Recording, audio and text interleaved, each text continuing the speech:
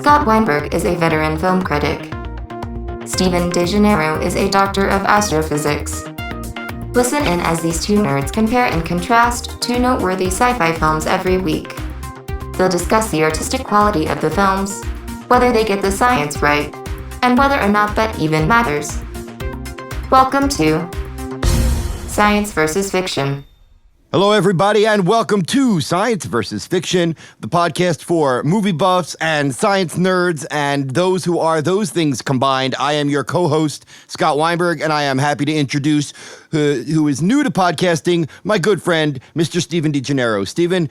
Hi, everybody. Thank you guys for listening. Yeah, tell everybody your credentials. If you're listening to this show, it's probably maybe because you either read my film reviews, see my movie tweets, or listen to my other podcast, The Excellent 80s All Over. And if you are, thank you. So you know my credentials, but Stephen, let's hear yours.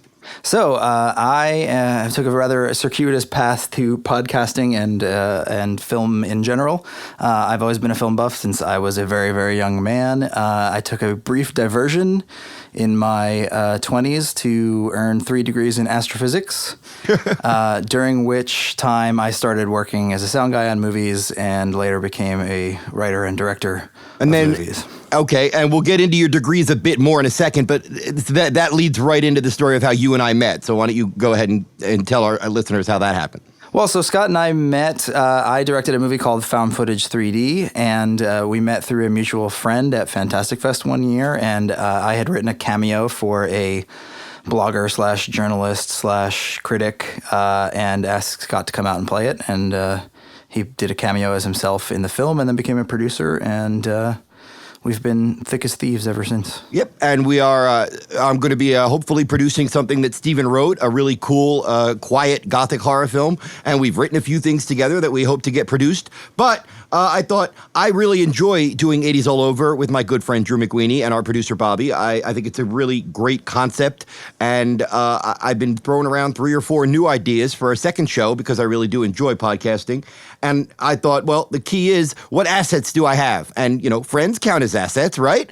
And if Stephen was just like an English teacher, he wouldn't have much to contribute to this podcast necessarily.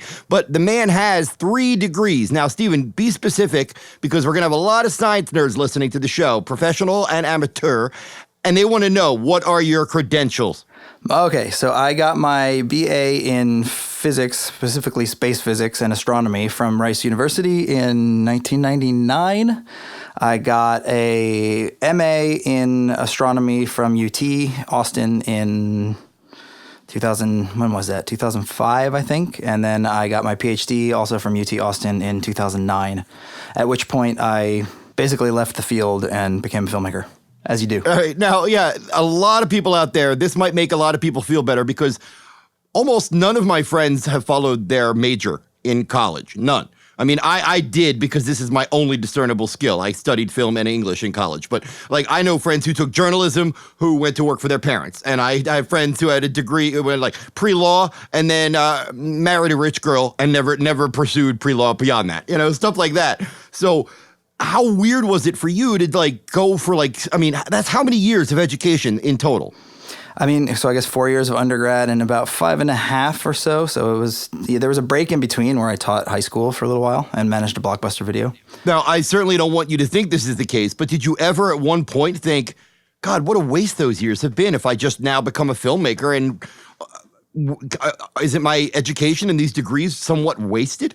Not at all. I mean, just actually tomorrow I am participating in a conference that my former advisor set up that to talk about the software that I wrote while I was in graduate school. So I still sort of have one foot in that world a little bit, not so much anymore. I've published about 4 or 5 papers since I graduated, just based on data that I took on telescopes while I was in school. One of my favorite skills of yours that you have is that, thank God for this podcast, you are a very, very seasoned sound designer, both on set and post-production.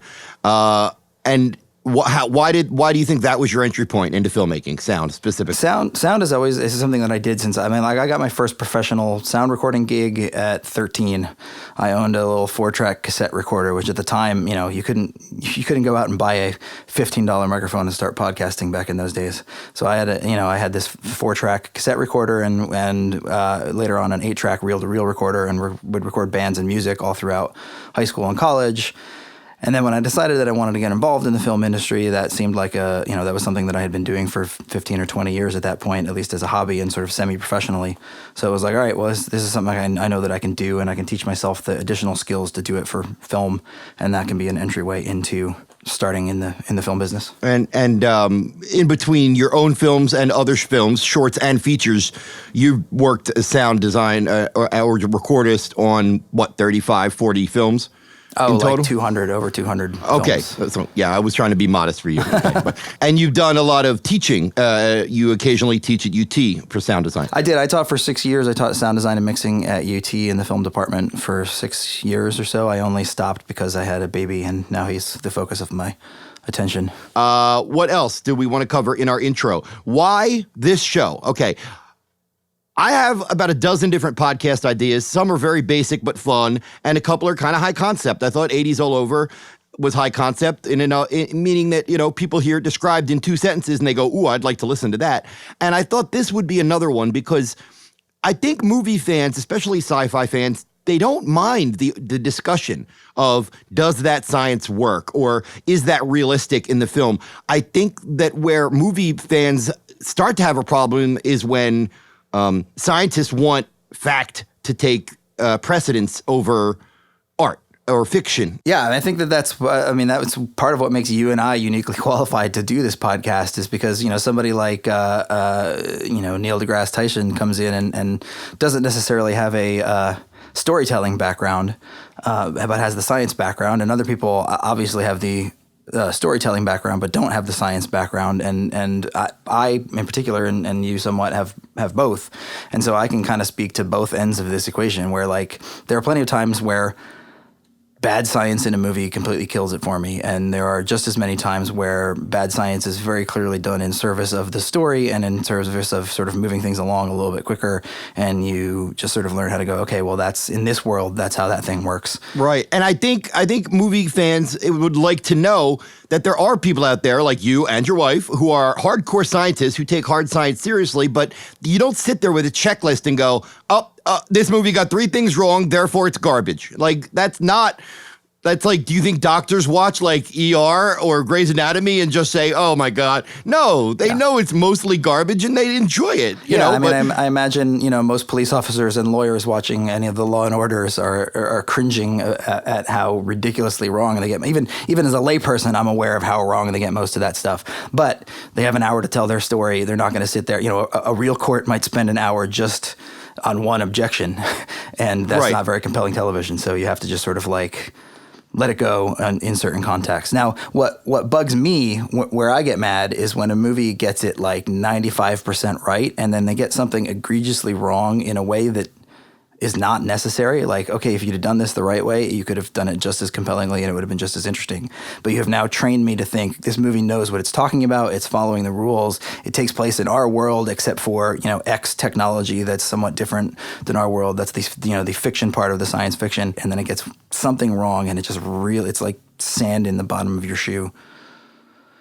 Is that a phrase? Is that a thing? No, it's like a pebble in the bottom of your shoe. There you go. A pebble in your shoe. That's a cliche. There we go.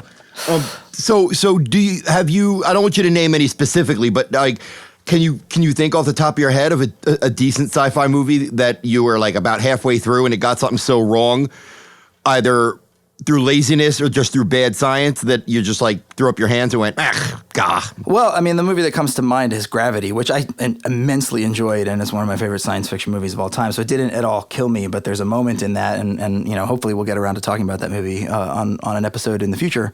But there's a moment late in that where it was just wait, no, come on, guys, that's not how it works. You've gotten everything else right.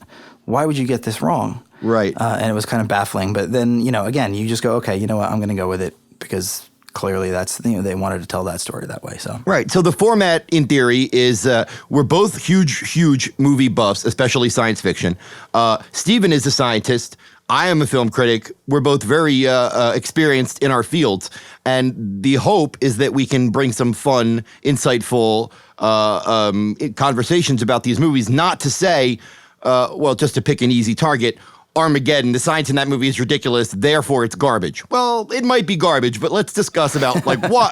Let's discuss specifically why, because you know what? Lots of really good science fiction movies get a lot of science wrong, so it's not really fair to just knock a silly movie because it also gets a lot of things wrong. But when we get to Armageddon, I am going to look at Steven and go, give me a couple of things this movie got right. And I will have to rack my brain. And another thing that we came up with was, instead of doing, this is the perfect example of how things grow when you bring somebody else into it. When I gave 80s All Over to Drew, it was a very formative, simplistic idea, and Drew made it 5 times better. So when I came to Steven and I gave him the basic bare bones of this, he said a week later, I got a better idea. Why don't we find pairings? Instead of it just being one movie per episode, pair 2 similar or notably dissimilar science fiction films together, and then we can compare and contrast. Steven, why is that interesting? I mean, what I like about this as a scientist is it gives you an opportunity to sort of like show, one movie that got it right and one movie that got it wrong, or one movie that that tweaked something in a way that added to the artistry of the finished product, and one movie that just ignored science because clearly the people that made it don't have any clue what they're doing.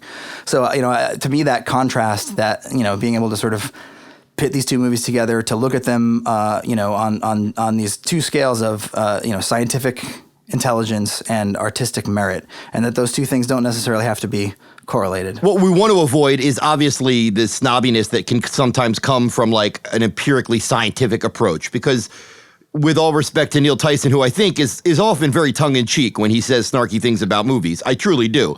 You want somebody who understands science, but also why it's okay to fudge the rules in the service of your story. Yeah. Well, I think as we go forward, we're going to see movies that get the science right and stink, and movies that get the science wrong and are a total blast, and movies, in fact, sometimes that could be better if they didn't slavishly stick to real science. And so, again, I think these two things are not necessarily coupled with one another, although I think you will often find that some people that do their homework at least on this stuff and know what the rules are and why they're breaking them are generally going to end up making better movies than people that just clearly don't have any clue about any of this stuff and are just kind of winging it and making up as they go along. Let's give our listeners a couple of examples. Just this, we're not held to these grades because we're going to rewatch the movies, obviously. But based solely on memory, Steven, what would you give artistic merit and scientific intelligence for Gravity? I would say that I think that it's definitely an A+ on the artistic scale and a solid A on the scientific scale. Okay, for artistic merit, I would give Gravity an A.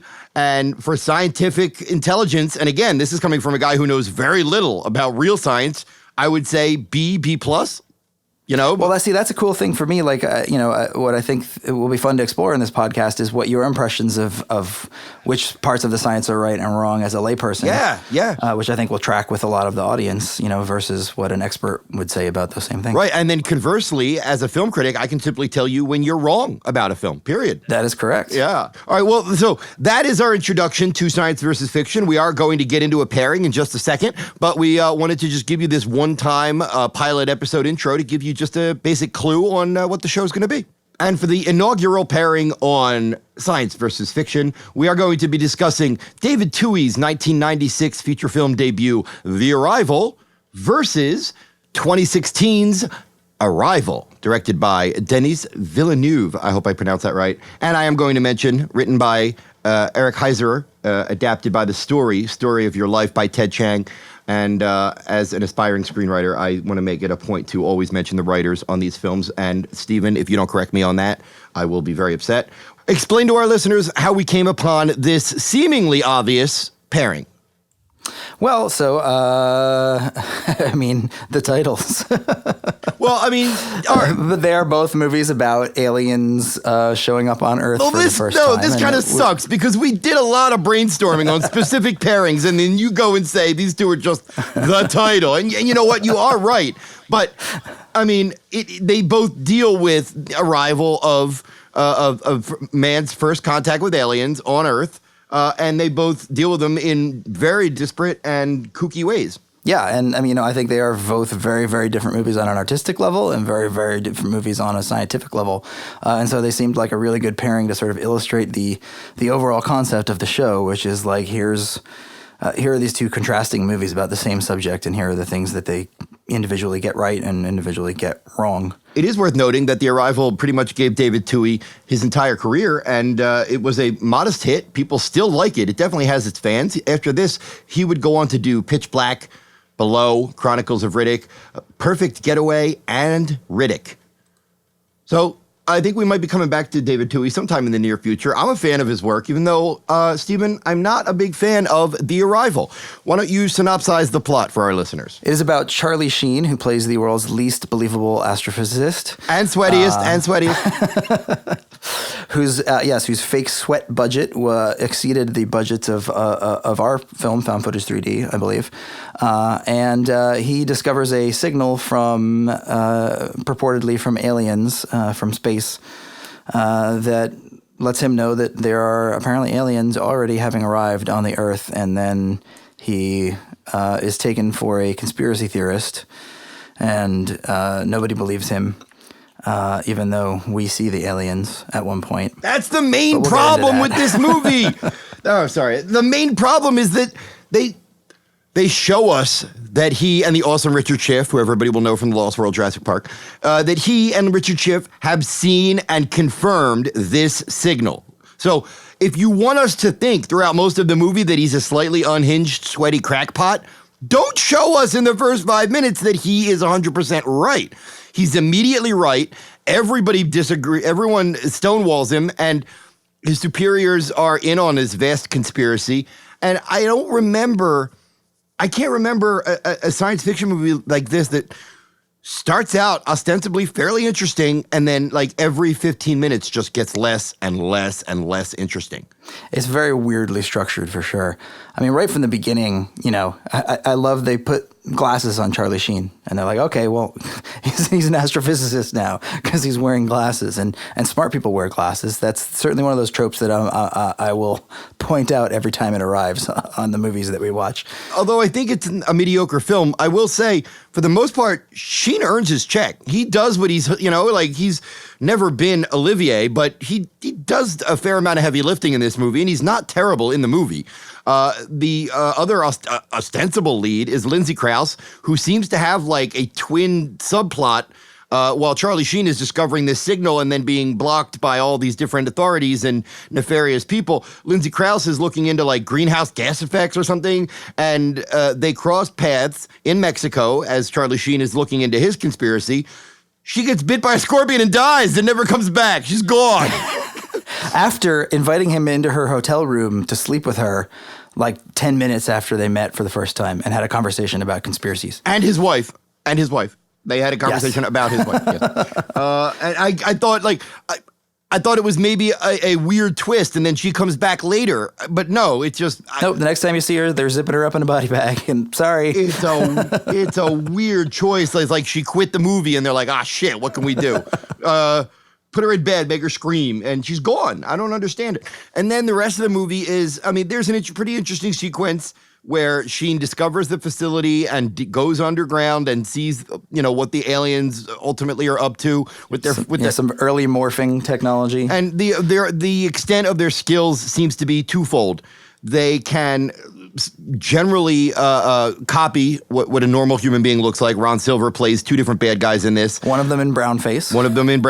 As a Hispanic Ron Silver. And that's one skill, that they can copy faces. And the other is they have knees that go back the other way. Which makes them fast and jump. Yeah. And I thought it was much less interesting when we discover in The Arrival that they're already here. Because the title is The Arrival, not They've Been Here. So I thought it was going to be an interesting movie about them arriving, and then it's more kind of a drier ripoff, maybe not ripoff, but drier take on They Live, where he knows that there are these copycats out there who are faking being human, and nobody will listen to him, and he seems like the crackpot. But again, as you pointed out, like it's such a baffling choice because it could have actually really been an interesting movie if there had been some doubt as to whether or not he was a crackpot. If they had sort of played it in this sort of double way where like, oh, maybe he's crazy and these things aren't real, or maybe these things are real and everybody just thinks he's crazy, and they had kind of then resolved that in the third act. But like you said, they show us right at the very beginning, and then midway through the movie they show us the aliens, and we see the aliens, and it's not just Charlie Sheen seeing the aliens. Like we see the aliens independent of Charlie Sheen, and therefore like, okay, well those in film grammar, that establishes these things are real. They're not just a figment of Charlie Sheen's imagination. And I feel like that whole third act would have, or at least the second act and the early part of the third act would have worked a lot better if there had been some doubt as to whether or not he was just nuts. Yeah, it almost feels like it starts like a sci-fi film noir in which there's this beleaguered guy who nobody believes him, and he's up against all these authoritarian figures, and there's dangerous women along the way who may or may not be on his side, and it feels kind of noir-y when it might have worked better as a character piece of, is he a kook or is he right? And then by showing us that the aliens are there, you start to think, well, I don't even care if he's a kook, because even if he is a kook, he could save humanity. And it has a really cool sequence atop a giant dish. Why don't you give me the technical term for that dish? I mean, it's a radio antenna. It's a radio antenna dish, and it is a really cool sequence. Some of it's faked, some of it's real, and you don't often get to see brawls on those giant, impressive dishes. Not nearly as impressive as the one at the end of GoldenEye. Okay, well, not everybody can afford James Bond's budget, man.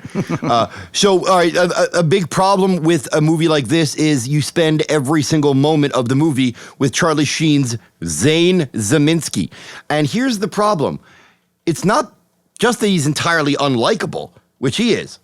It's that there's no interesting point. There's lots of times where you're asked to watch an unlikable character. American Psycho is about an unlikable character, but he's interesting. So you're there to see like what he says and does next. Like I said, he's not interesting. There's nothing there. Like I said, I think he's the world's least believable astrophysicist because you don't get a sense. Like he doesn't even seem like a dumb person's version of a smart person. He seems like just a dumb person. Like he doesn't seem like he actually has the intelligence to be an astronomer, which is an extremely intellectually demanding. Is it now? It is, said the astronomer. Let me ask you this. We talked about this briefly the other day. Why don't you explain the second act diversion in which Charlie Sheen does some arcane, weird setup with a neighborhood full of satellite dishes? Right.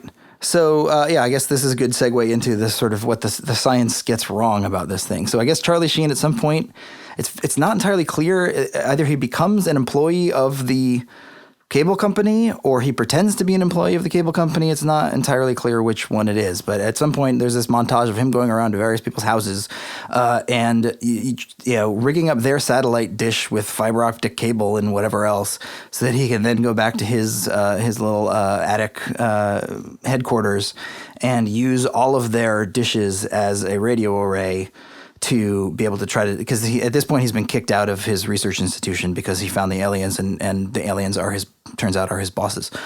So they kick him out so that he can't discover anything more. What are the odds on that? What are the odds on what you happen to discover that aliens exist and the next morning you find out your bosses are aliens? Well, I would say that if you were an alien and you were invading Earth, having people placed in high positions at SETI institutions, so SETI is Search for Extraterrestrial Intelligence, which is what they're doing here. They don't discover the signal by accident. They establish in that opening scene that they're actually looking for alien signals. It's not like they happen to be astronomers and they stumbled on it. They're looking for it. And so, and they're apparently also looking for it where they shouldn't be looking for it in the megahertz band instead of in the microwave band, which has its own bunch of scientific nonsense attached to it.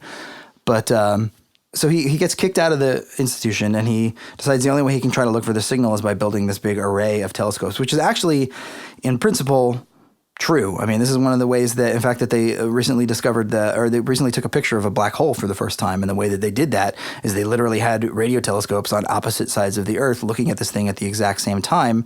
And essentially what that does is it creates, resolution-wise, it creates a telescope that's basically the size of the Earth. So you can see things in a much, much greater detail. But in order to do that, you have to have highly specialized equipment. You have to know to within like nanometers how the exact distances between all of these different radio telescope arrays. And so the idea that he could sort of in an afternoon or in a couple days build this array and actually have it work and pick up this signal is complete nonsense. Right, but beyond that, explain the much more practical reason it wouldn't work. So yeah, I mean, this is setting aside the fact that the minute that he rigs all these dishes together, he goes back to his headquarters, and then he moves all of the dishes so that they point at this star that he discovered the signal from. Well, the minute he moves those dishes to point at that star, every single one of those 50 people is going to lose their TV signal. And all at once, they're going to call the cable company, and the cable company is going to come out, and they are going to talk to all of these people, and they're going to be like, yeah, this dude in glasses and who was really sweaty came in and tried to sell me this extra package of things, and he fiddled with the antenna. And like, it will take 5-10 minutes, maybe max, before the authorities are, at his place going, dude, what are you doing?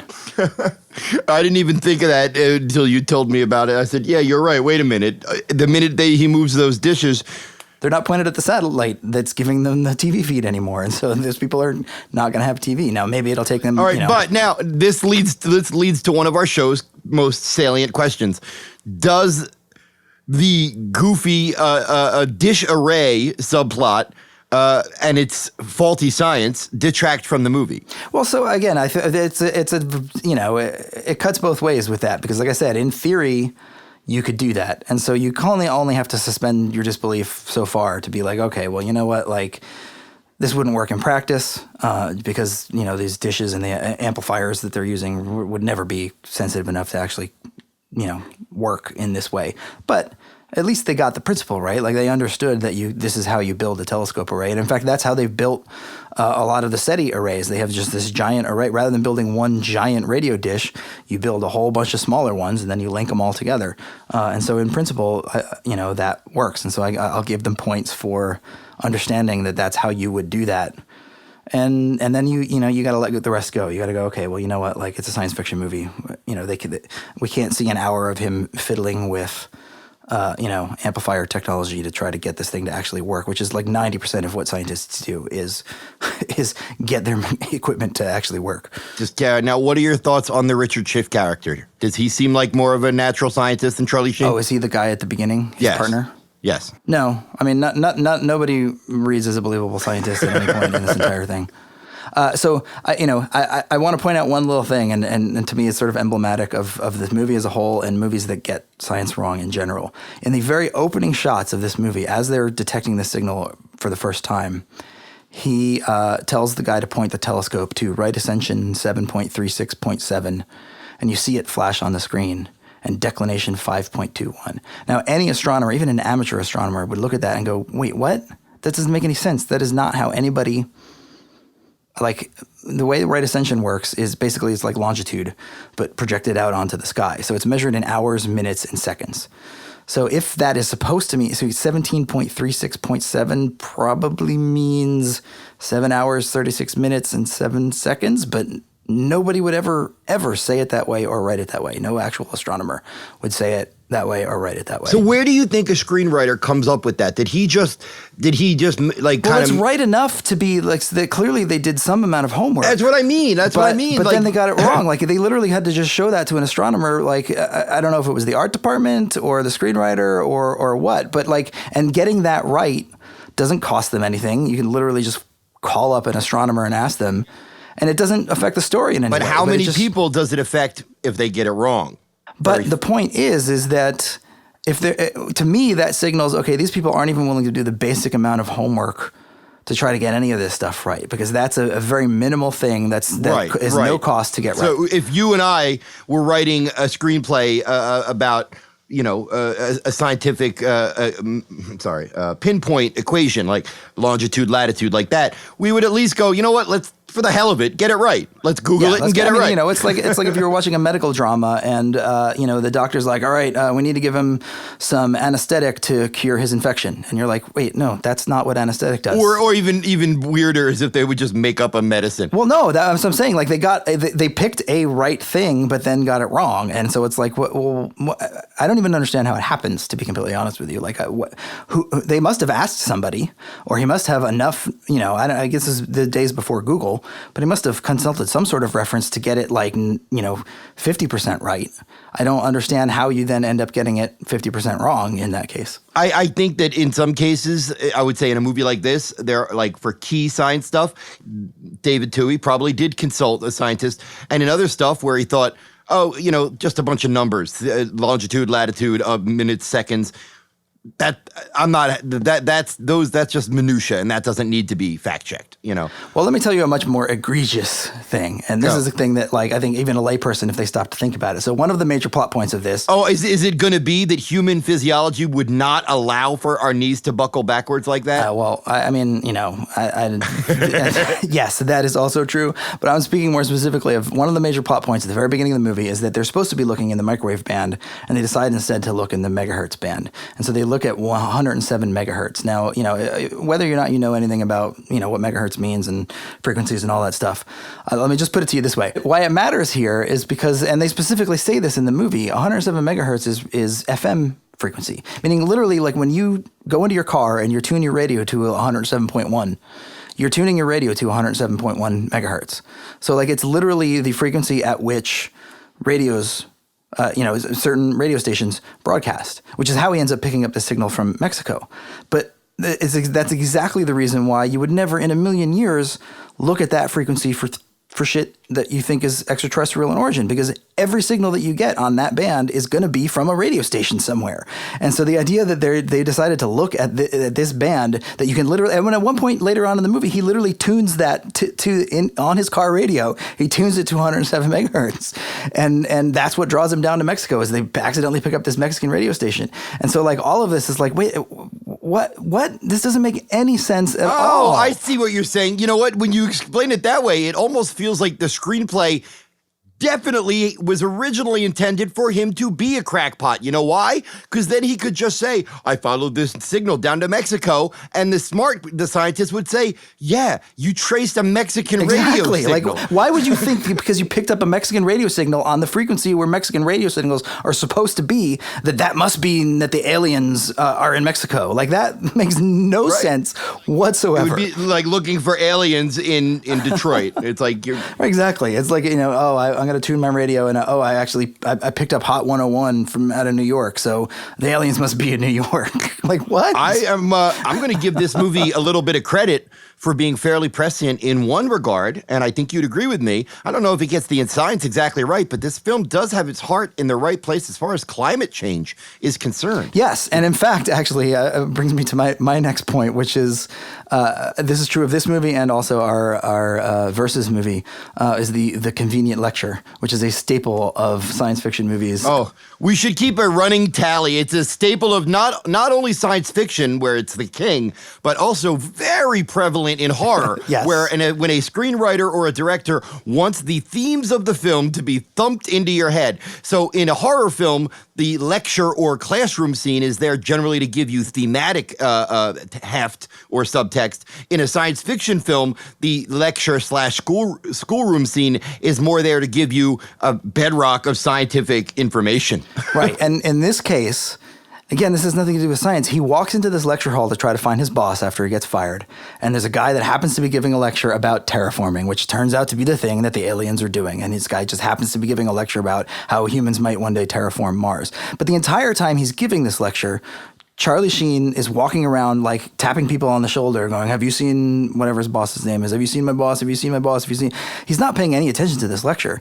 15 minutes later in the movie, he's in Mexico. He's talking to the greenhouse gas woman, and he has perfect recall of everything that this guy said in this lecture that he literally was not paying any attention to.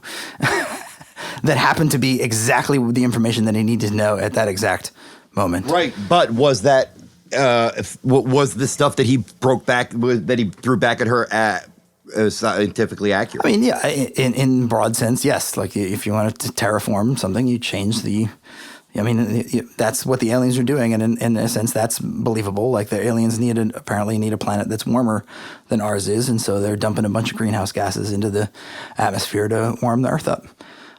But what they, I guess, didn't realize, they say this at one point. They're like, you guys are doing this to yourselves, but we're just kind of speeding up the process a little bit. Right, and that was one of the moments where I was like, I gave the film a couple of points for, I don't think that Tui knew exactly what he was saying about global warming, but he definitely had a sense for it. It's not an arbitrary, it could have been any nefarious plan. It could have been, a rocket in the middle. It could have been blow up the core of the Earth. It could have been volcanoes, but I think that he had a smart concept that global warming was going to be, it was an issue, is an issue, remains an issue. And on that note, I think one last thing before we move on to our second movie of the week. The movie, Charlie Sheen, and thus the movie decides that, okay, well, these guys want a planet that's 10 degrees warmer so that they're comfortable living here. Therefore, their greatest nemesis must be cold.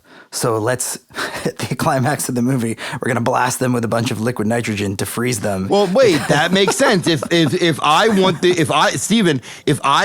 and I are roommates and I want the heat on and you want the air conditioner on, all you have to do is shoot me with a fire extinguisher. Exactly. And I die.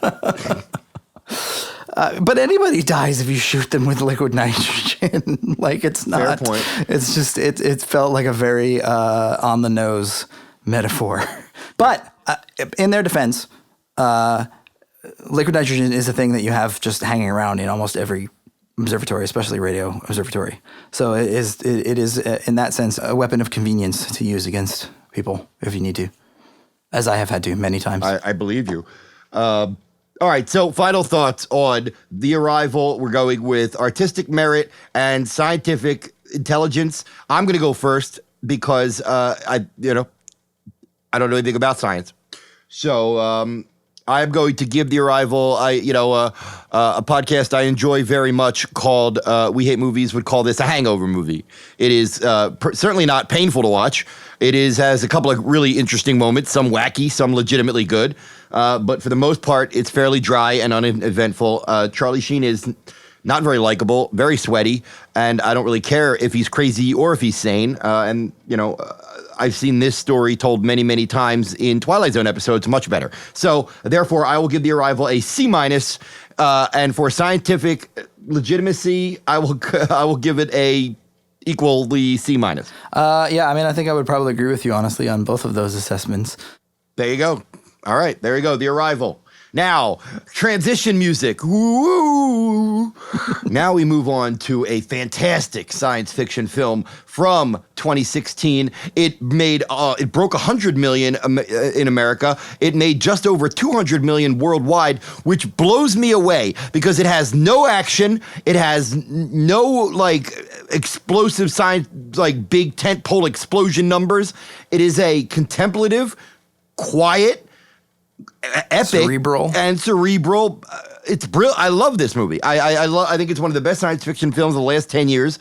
And now we're going to talk about Arrival. Yeah, I mean, I will say right off the bat, in contrast to The Arrival, which impacted me on an emotional level at exactly 0.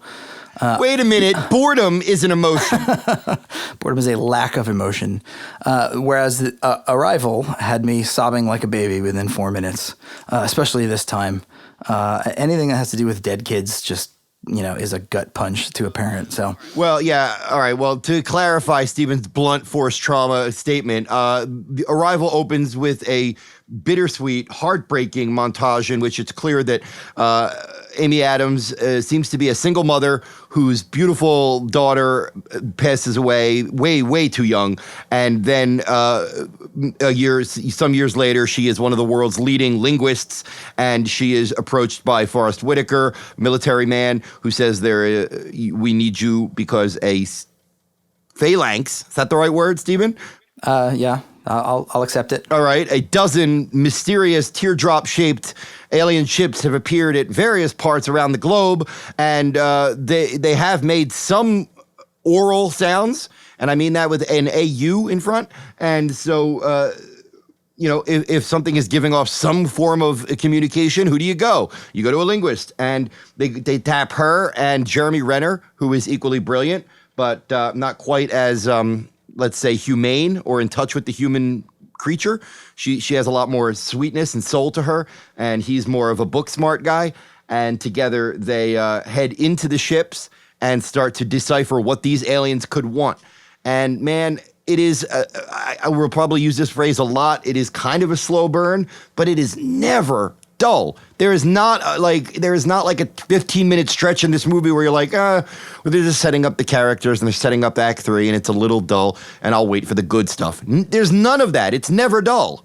The amount of talent required to make basically a movie about translating languages this gripping and this emotionally impactful is sort of off the scale. I know you're a much more avid reader, as is Randy. Have you read the source material? I have. I've read this, but this is one of my absolute favorite collections of short stories. It is mind-blowing in its just originality. This story doesn't even give you a feel for it. This is a very sort of traditional science fiction story. Some of the other stories in this book, like there's one about this group of apparently ancient Sumerian builders who are literally building a Tower of Babel and to try to reach the vault of heaven. There's ones about these people bringing homunculuses to life by sticking words into clay. It's fascinating. It's not a traditional science fiction collection at all. But I have never read any of Ted Chiang's stuff, but I have to read the book this is in because I've heard more than one person compare him to Philip K. Dick, if not superior. And we'll get to a lot of films based on Philip K. Dick in the future. And I am definitely going to read A Story of Your Life and Other Stories. But let's move back to Arrival. Amy Adams, man, she can do no wrong. She's a fantastic actress. I mean, you look at her, she is like girl next door pretty. So immediately, it's like she can play light and fun. But we've seen her play beaten down and brutal and vicious and smart and deeply compassionate in this movie. She is the soul of the movie, and she's like the entry point for the audience. And by opening it with such a heartbreaking tragedy, we're instantly empathetic. We instantly care for this woman. Yes. And that's not an accident. No, and then what's amazing about it is that isn't just there to make you empathize with her. No. It comes back around at the end of the movie in a way that is just absolutely shocking and is literally the point of the movie is that opening scene. Yeah, and there's so many, and like a lot of the films we're going to cover on this show, the beauty in Arrival is in its ambiguity. I mean, if you want to take that film and look at it in a very linear or shall we say circular way, you can. But there are several different ways to, permutations in which you can interpret this film. And I think it's absolutely beautiful. I think it's really cool as just like an adventure movie by nerds. And I mean nerds in the most affectionate way. This is a movie about like hardcore computer nerds and linguists who saved the day. This is like, it's made clear early and often in this film that not only is the military pointless, but it might be the only real threat in the movie is our own military. That, they're not a threat at all. And they almost, the arrival of the ships acts as a reflection of us because they land and they don't do anything. Talk about that, Stephen. Talk about in a movie where the aliens land and they don't do anything and then we just circle around and wait. To me, like one of my favorite things about sci-fi, and it's one of those things that almost always works better in books than it does in movies, and it's amazing that it works as well as it does here, is where the ideas themselves are what's driving the story. It's not just about, okay, well, there's this kind of technology or and now we're going to have a bunch of action set pieces around it. It's like the again, it's hard to talk about without spoiling it, but the what do they call it? The Sapir-Whorf hypothesis in linguistics that she talks about sort of in the middle of the movie and this opening scene with her daughter. And then by the end of the movie, you're like, holy crap, those things were not just these sort of like asides to build texture and to make it sort of seem realer. These were like, again, literally the point of the movie. And that for that to come back around is one of the things that I love about one of my favorite sci-fi authors is Neil Stephenson. And in several of his books, particularly Anathem, he'll go off on a digression for 5 pages where 2 characters just sit there and geek out about quantum physics. And you're like, okay, well, that's just Neil Stephenson showing off. And then 300, 500, in some cases, several thousand pages later, in the case of the Baroque cycle, it'll suddenly be like, oh, wow, that thing that they were talking about is now not only like central to the plot, it's literally the point. And this movie does that really, really well. It's kind of like the last movie and the satellite dishes. It's like Charlie Sheen's sweat in The Arrival, basically. One thing that I love about this movie, and we also saw it, I believe, a few years ago in Spielberg's War of the Worlds, is that everything in Arrival is told from her eyes. We never cut away to the White House. We never, I don't think there's one scene. It does a few news montages, I think, just to sort of catch you up on what's happening. Right, in the world, but it's also when she's seeing them. Right. That's one of the things I loved about Signs as well. It's very similar. It's like, okay, this is what it would feel like if you were kind of cut off in the middle of nowhere without access to the president and whatever else. Like, it's not built like a disaster movie. It's built like a character drama, and you only know what the characters know. Right, and that's what I kept half expecting the movie. I mean, by halfway through, you realize they're not going to. But when you keep expecting that conventional cutaway to the military and the president saying, so we don't know what they want. You tell me, Secretary of State. And we don't have any of that. It's only about this small group at this one ship. Well, and that adds a lot of tension as well, because there are times when Forrest Whitaker is relaying information that clearly is important to the people that are literally running this entire project, and he's telling it to Amy Adams as if this is the word, this is law, this is what's going to happen right now, and she's kind of thrown for a loop by it and trying to sort of explain to him, knowing that he's now going to have to go explain it to his superior, who's going to have to explain it to his superior, and somewhere along the line, whoever makes this decision is going to have to be convinced, and she's not ever able to get in a room with this person, and there's a way in which that does mirror sometimes some scientific processes, and certainly corporate processes where like a decision gets made at such a high level that the people that it's impacting and the people who know best what the right decision is in that moment are never part of the process of actually making the decision. And they pull a lot of tension out of that because she's frustrated constantly by this process. Tension, good word, leads us to one of the best sequences in the movie in which Jeremy Renner gets to actually be a proactive ally / heroic friend. I am hot and cold on Jeremy Renner, and I really like the way they use him here. He's quite good, and it's not just how they use him, but it's also he's a talented actor. He is. And I like that at the beginning he's almost not very likable, and then in each progressive scene he thaws out and becomes more human, and it seems because it's his contact with her. She allows him to become more human and more likable. Then when it gets to them, at the end, maybe or maybe not having a romantic moment, it just fits perfectly. The screenplay is a masterpiece. You can't always judge a screenplay by a finished film, but you can tell when a screenplay was brilliant if the film is great. You know what I mean? Like, I think it's one of the best screenplays of the last several years, especially in science fiction, and it really feels like it came from, like, if you or I read a short story and were so inspired, we adapted it into a spec, and Eric Heisserer happened to get it made. God bless him. Speaking of Jeremy Renner's character, one of the only sort of gripes I have with this movie on the scientific level is the decision to make Jeremy Renner's character a theoretical physicist. I don't understand that on any level. And I can't remember, honestly, whether that comes directly from the book or not. But in any case, that is not who you would hire to do that job. Like, obviously, it makes sense that she's a linguist. You'd bring a linguist in to come in and try to decipher the language. But he's ostensibly in charge of the scientific team. But theoretical physicists, by and large, work solo or maybe in pairs. They are not the kind of people who are in charge of teams. Here's how I would write it.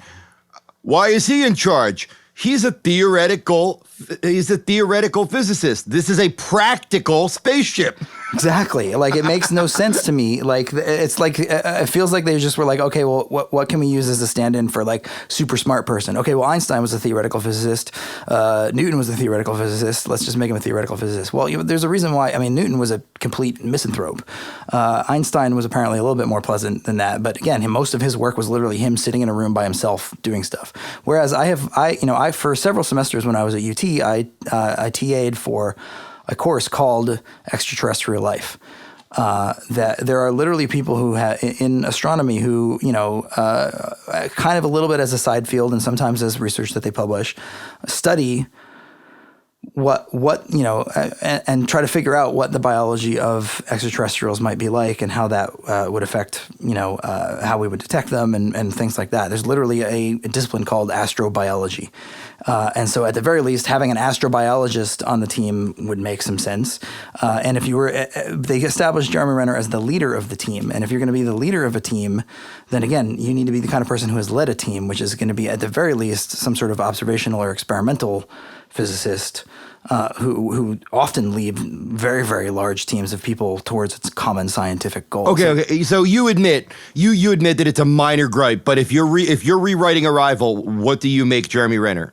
Well, like I said, I would either make him, some sort of he would probably, he would probably be older, to be completely frank, because, again, the kind of people because they establish him as a leadership role. Like that's his main contribution, according to the screenplay, is that he's in charge of the team. And so I would put somebody that theoretically has, no pun intended, the experience of being in charge of a team of scientists. Okay.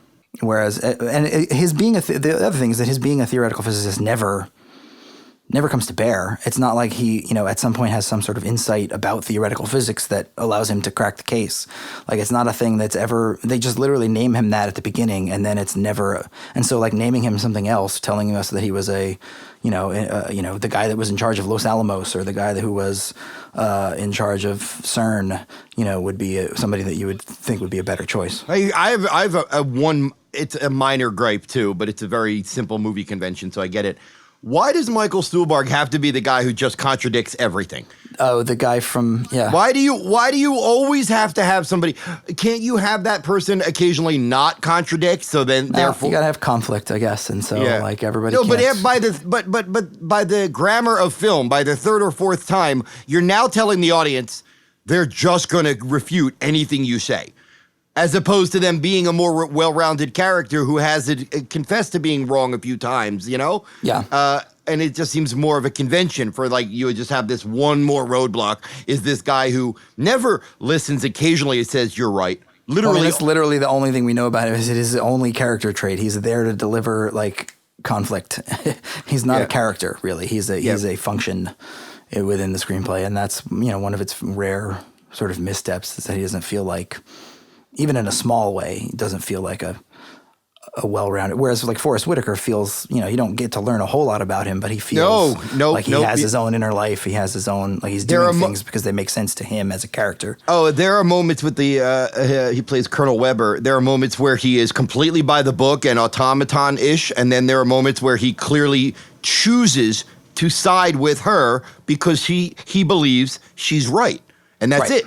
So, that's exactly what I'm talking about. But these are all very, very minor gripes, in my opinion. On the minor gripe front, the last and only other piece of science that I'll point out about this movie that bugged me, and this is a thing that I'm probably going to be pointing out over and over and over and over again every single time we talk about a movie that takes place, well, this one doesn't take place in space, but it involves spacesuits. You don't put lights in helmets shining in people's eyes or they can't see anything. And I understand from a film point of view why you have to do that. You have to like see their faces. You're paying Jeremy Renner a couple $1 million to be in this movie. You want to see his face. But every single movie does this, and every single time I'm just like, how does this person see anything? How do they see anything? There's a light shining directly in their eyes. I dare you to tell someone like Denis Villeneuve or Ridley Scott that they cannot light their beautiful women and male actors and just put those lights right on those cheekbones and those eyes and those eyebrows and be like, Kubrick did it. Yeah. And it was just fine. Well, he had Keir Delay. It's not quite the same thing as Amy Adams and Jeremy Renner. I'm sorry. But they don't even spend that long in the spacesuits, and I watched it specifically for this time. They don't do anything particularly emotive in the moments, like in this movie in particular. Like some movies, they're in spacesuits for a long time, and you kind of need to see their faces in various different scenes. In this one, they're only in the spacesuits a little bit. But and you know what? The spacesuits only exist for two reasons. One, so obviously to be realistic, and two, for the moment when she can take it off. Exactly, for the moment when she says, oh, I don't need this.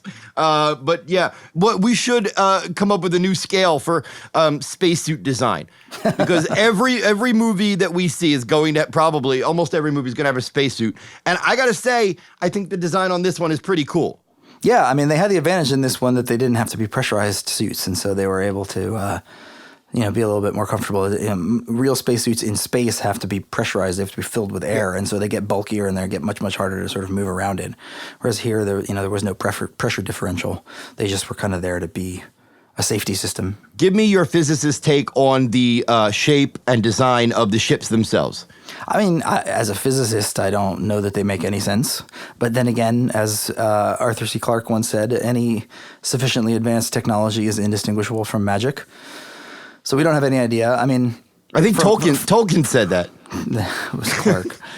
From our understanding of physics, things like anti-gravity, if they could exist, would be enormously expensive from an energy expenditure point of view. But again, you have to just kind of throw up your hands and go, you know what? They're aliens. They have a completely different way of thinking about things. They're millions of years advanced from us. So they figured out some way to counteract gravity. From an artistic point of view, I loved the design of those ships, and I especially loved the way that they departed. Yeah. They didn't go fly off into space. They kind of disappear into this fog. No, they got Thanos snapped. That's what happened there. Basically, yeah. And so I thought that was really interesting. Oh, speaking of design. Yeah, about the design of the aliens. Yeah, so one of the things that I absolutely love about this movie that so many alien movies get wrong, including The Arrival, is that the aliens feel truly alien. Like there's nothing about them, not the way they talk, the way that they write, the fact that they're talking and they're writing are not linked to one another like they are in every human language. The design of them, the environment that they're in, the ships that they build, like nothing about these aliens feels anything other than just alien. Whereas, for obvious reasons in a lot of alien invasion movies, they got to put guys in suits. And so, the aliens are some form of humanoid. And the idea that, like, if we encountered aliens, they'd have 2 legs and 2 arms and just, a slightly different forehead than human beings is, of course, silly on a scientific level. So now you hate Klingons. I see. I got it. Okay. But, for a TV show or for a lower budget movie, you have to do that sort of by necessity. I love that they had the budget here to make these things completely different than any alien you've ever seen before. And again, alien, just they're almost inscrutable. Yeah. And that's part of what leads to the fear of the people in the movie, especially the military people, because it's like, well, we don't have any idea.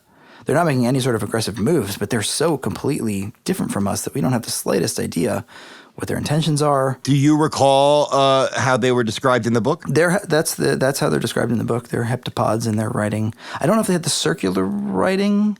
I think that was something they came up with. In the book, they just described their writing as being, it didn't matter what order things were in. Right. Everything could just be sort of jumbled up together. And I think it was, Delis Villeneuve and his team that decided to sort of make it this sort of circular writing glyph sort of system, which I think was a good visual solution to that problem. No, they were described as heptapods in the book. Well, I got to say that over the last 10, 12 years, I think that people will look back on this era as a mini renaissance of smart, big budget sci-fi movies, because they're really gravity led to like The Martian, and The Martian led to this, and or the other way around. But I mean, we've had a lot of them in the last several years, and I think Arrival ranks among the very best. I give it an A for artistic merit.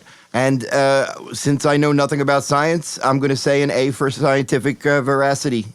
Yeah, I would agree with both of those. I think that it's definitely an A for artistic merit, and maybe an A minus. I'm going to knock off half a letter grade for the egregious use of Jeremy Renner. But other than that, no. It's and one other point actually as well. The Amy Adams.